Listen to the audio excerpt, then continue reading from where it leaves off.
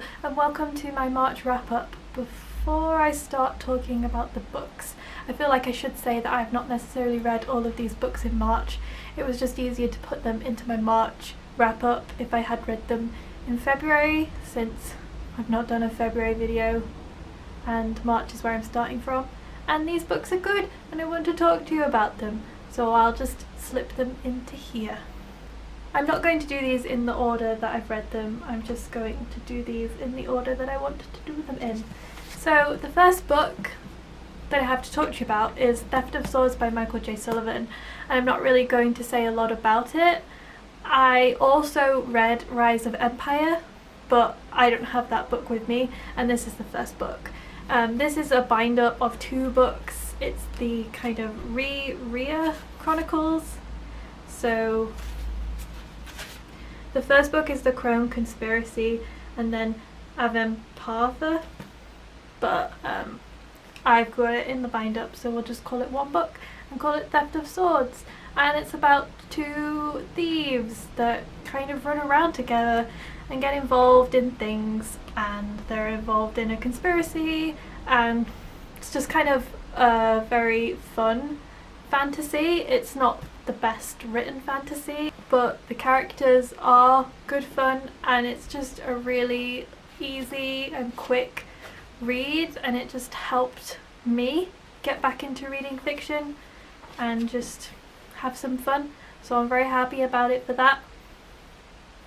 But it's been talked about so much that I don't really feel I need to say much about it, only that I am wanting to read the third bind-up in this series soon. The next book I want to talk about is Golden Hill by Francis Spufford.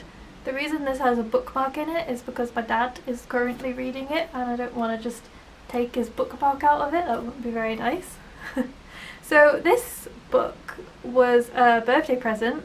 No, it wasn't. This book was a Christmas present, and I hadn't heard anything about it, but I read it pretty soon after I was bought it, so I suppose this might have been a January read. No, it was a February read.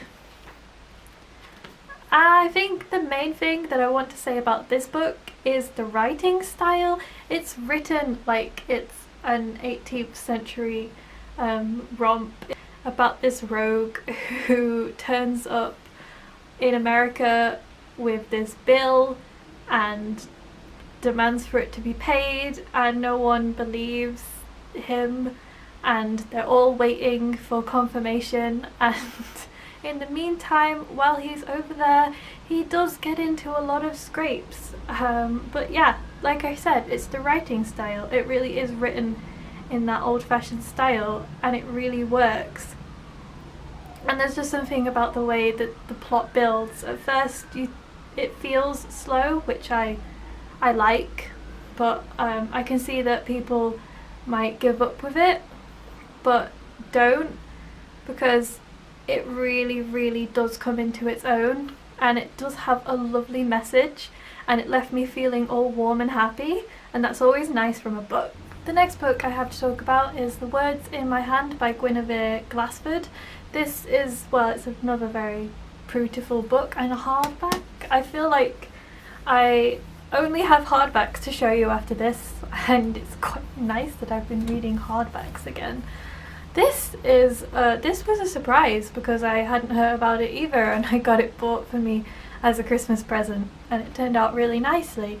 This is about a 17th century Dutch maid who goes to work for René Descartes, the philosopher, and it's kind of based on a true story, and it's just kind of about their romance, but with very sinister undertones. So it's all about Descartes and his science and philosophy and what he was doing at the time, and it's about her wanting to write, wanting to learn what he's telling her, and obviously the society at the time and how that's hard for her, and moving around and kind of scandal. It painted a lovely picture, and for me, like, 17th century novels are always winners. I love historical fiction like that, and it was very big print, so it was nice and easy to read in that respect. Sometimes it's just lovely to have a book with big print. This next book is the last book that I finished, and that is A Death at Fountains Abbey by Antonia Hodgson, which I believe is signed, because it seems to be signed. This was a birthday present. I feel like there's been a pattern to this video that all of the books I've been reading have been presents, but that's really nice, isn't it? This is the third book in the Thomas Hawkins kind of series. They're all standalone books, but they do follow like a story thread. Weirdly, I started with the second book and didn't read the first book, and I'm not sure why. It's like a historical thriller, so he is a rogue. What's with books about rogues that I'm reading? Historical rogues, that should be a genre all of its own. Yeah, so he isn't a great guy. He gambles, he's been in prison, he's done a lot of things, and I won't ruin the second book. But in this one he's going to solve a case and gets into a lot of scrapes, and a lot of near-death situations happen. A lot of twists and turns. These books are really good fun if you want a thriller and a mystery, but you're not into like really deep, hard, like gruesome stuff. This is just good fun. I'm not a big thriller person, but I really love these series, and I will definitely get the next one if there is one when it comes out. And the last book I have to talk about is a book that I am currently reading, and that is The Essex Serpent by Sarah Perry. I am nearly finished with this book. I will talk about it more later, but I really love it. This really is a fantastic book. It's another historical book, which has been the majority of my reading, and I'm sure people have heard a lot about it because it's been the Waterstones Book of the Year. After I finished The Essex Serpent, there are a couple of books that I want to go on to next, so I'll just quickly mention those. So I am some of the way through this beautiful edition of Great Expectations by Charles Dickens. I'm on page 190, which is the start of volume 2. So I put it down at the end of volume 1 and took a break from it, but I would really like to carry on with it because I was enjoying it. And this is the first Dickens novel that I've actually read, and I like him. I feel like I will read more in the future, and especially if they're all as gorgeous as this one is. And then alongside the Dickens, because I don't just read it by its own, I kind of seem to stretch out classics, I want to pick up Sins of Empire by Brian McClellan.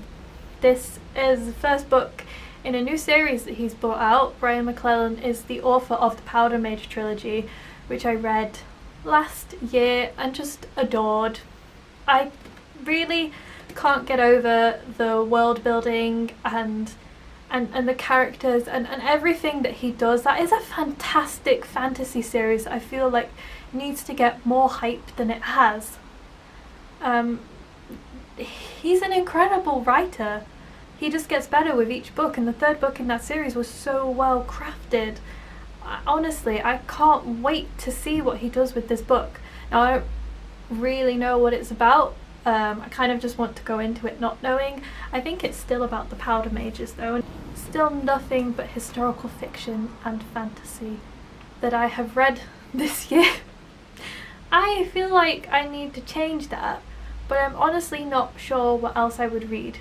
So that's all I have for this video. I feel like I've been reading some really good books at the moment, and I hope that that trend continues. I don't know what I'm going to be reading, but I hopefully will be enjoying it. So I'll see you all soon.